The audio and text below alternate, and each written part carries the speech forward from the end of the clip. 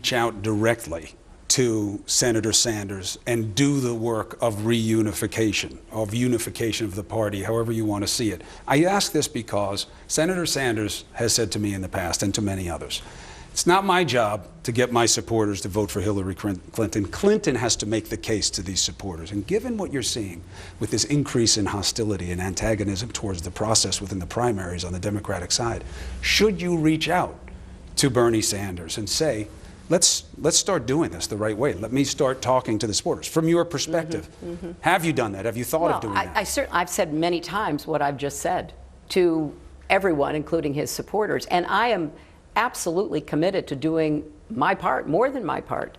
But Senator Sanders has to do his part. That's why the lesson of 2008, which was a hard-fought primary, as you remember, is so pertinent here. Because I did my part, but so did Senator Obama. He made it clear he welcomed people who had supported me. He made it very clear. We went to Unity, New Hampshire together, appeared together, spoke together, and made it absolutely obvious that I was supporting him. He was grateful for that support. I was reaching out to my supporters. He was telling his... You nominated Senator Obama at the convention. I did. And Bernie Sanders is saying he's going to fight all the way through the convention. Well, it's different. He has to do his part to unify. He said the other day that he will do everything possible to defeat Donald Trump. He said he'd work 7 days a week. I take him at his word. I think the threat that Donald Trump poses is so dramatic to our country, to our democracy and our economy, that I certainly expect Senator Sanders to do what he said he would. Any thought to your making the first move and reaching out to make that process happen now as opposed to months from now? Well, we've had lots of conversations between people who know me well and support him. But not directly? Well, he knows exactly what I'm saying. He hears it all the time because I have said the same thing. I respect him. I understand the very passionate advocacy he feels for the issues he's been really pounding away at for years. You know what would bring you two together very quickly? If Bernie Sanders became your vice president. Is there any chance of that? Well, I'm not going to get into that. That's right. That's something down the road. We're better here in your hometown, make some news, make them a historic I think what place. brings us together is Donald Trump. I think that's what brings us together. But is he even in consideration? Is he even on the list? I'm not going to answer that question. Good try, though, Chris. I'm not going to answer that question. Well, but I'm just saying it in the context of things that would bring you two together. Yeah. Who knows if he'd even say yes? Yeah. But, yeah. All right, so we'll hold that for another day. This is the easy part, theoretically, is getting the nomination. The harder part will be the general. If you are the nominee, and I know you have full confidence you will be, you know where Donald Trump is going. He has started early, and he has adopted the go ugly early mentality. Heavily personal about you and your husband. Your response has been, I'm not going there. I'm going to stay above it. Right. The risk is that that's what Jeb Bush said. That's what others said. And the stink wound up sticking to them. Are you concerned that by ignoring the attacks, they become more powerful? No, I'm not, because I think people can judge his campaign for what it is. I'm going to run my campaign.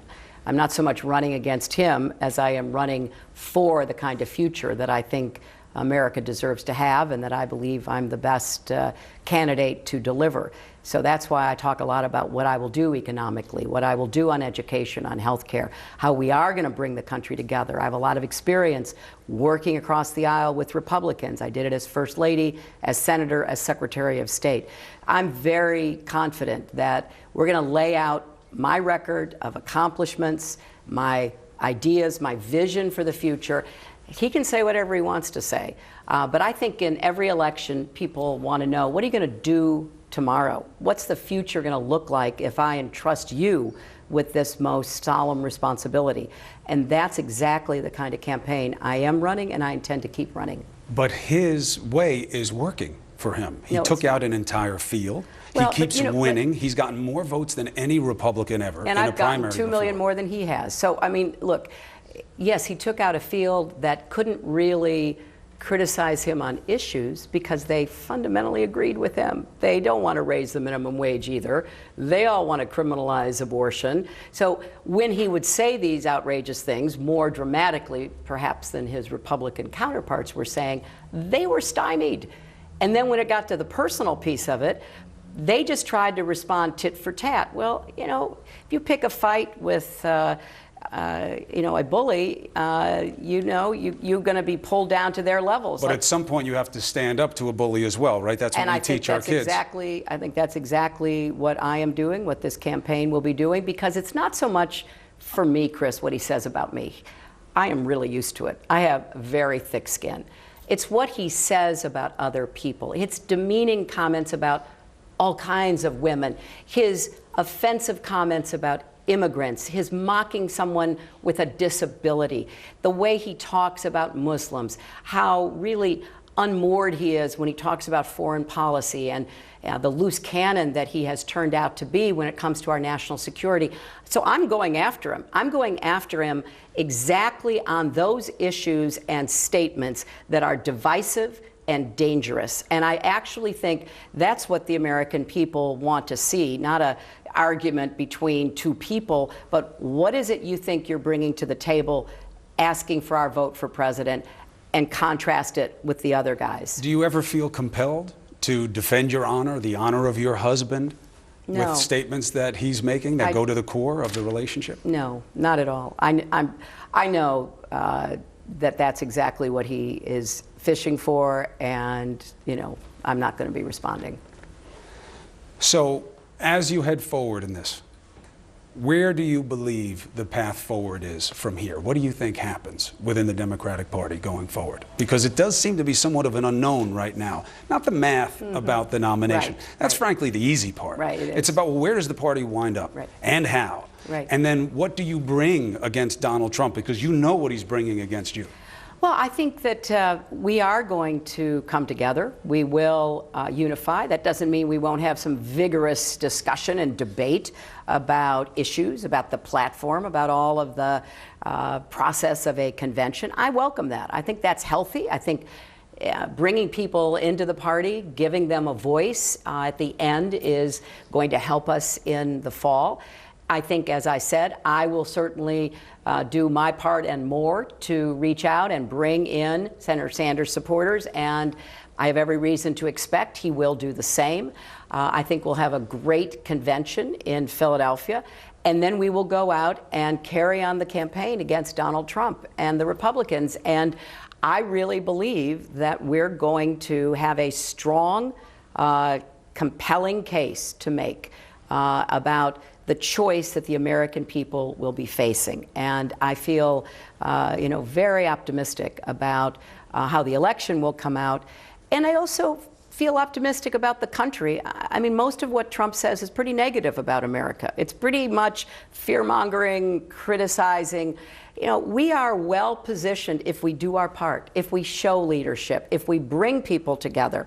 I think the three big tests any of us have to meet who is running for president: can you produce positive results in people's lives? I have a track record of doing that.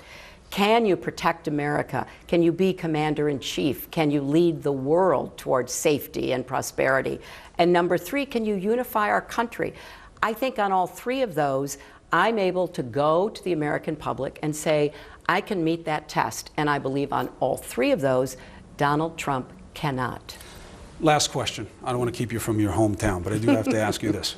When you started this campaign, you talked about your grandkids and you talked about your mother. Right. Nobody saw what is happening in this election coming down the road. What do you think when you think about your mother and the inspiration about how you get up?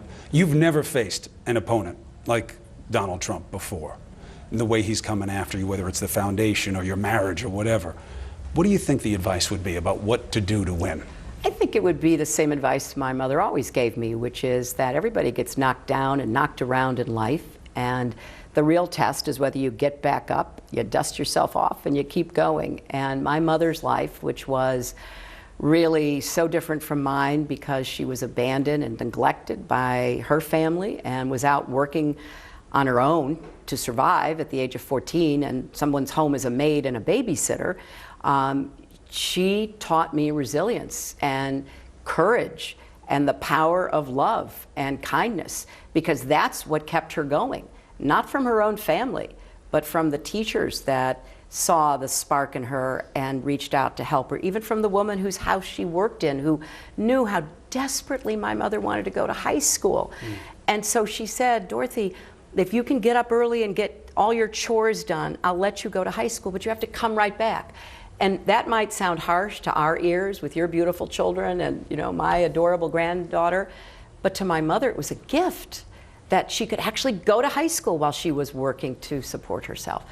So I, by osmosis as well as example, know that if you are putting yourself in the arena, everything that just goes with life, as hard as it may be, is probably amplified, magnified, increased. I get all of that. But I am someone sitting here in the library of my hometown in Park Ridge, Illinois, a place that I spent a lot of hours in. I am the recipient of not just my family's sacrifice, but this country's promise. And I feel with all my heart, Chris, that's what's really on the ballot come November. Are we going to reconfirm the promise of America, which does have a place for immigrants, which does try to move people to be more unified and not divisive, that does expect leaders to bring people together, not tear them apart? Are we going to chart a course in keeping with our history? Because I think we already are great, but there's no guarantee we stay great unless we work together, leaders and citizens alike. So coming back to this place where I went to public school, where I had my first jobs working in the park system, where I spent a lot of time both at the library and the movie theater across the street, just inspires me to do everything I can to make sure that my granddaughter has the same opportunities that my mother made sure to provide for me. That is my mission, and that's what I will try to do and stand for in this campaign. Secretary Clinton, I know you have a very busy day. Thank you for making time. The conversation continues. Good luck to you going forward. Thanks, Chris. All right. Wolf, back to you. Chris, excellent interview. Thank you very much for doing that. I want to get some important analysis, very important points the Secretary just made, the former Secretary. She says, I have concluded he, referring to Donald Trump, the presumptive Republican nominee, is not qualified to be president of the United States. She says he represents a threat to the U.S. democracy, to the U.S. economy. She also says that her Democratic challenger, Bernie Sanders, should get over it. She says she will be the nominee of the Democratic Party. She hopes to unify that party down the road. I want to bring in our chief political analyst, Gloria Borger.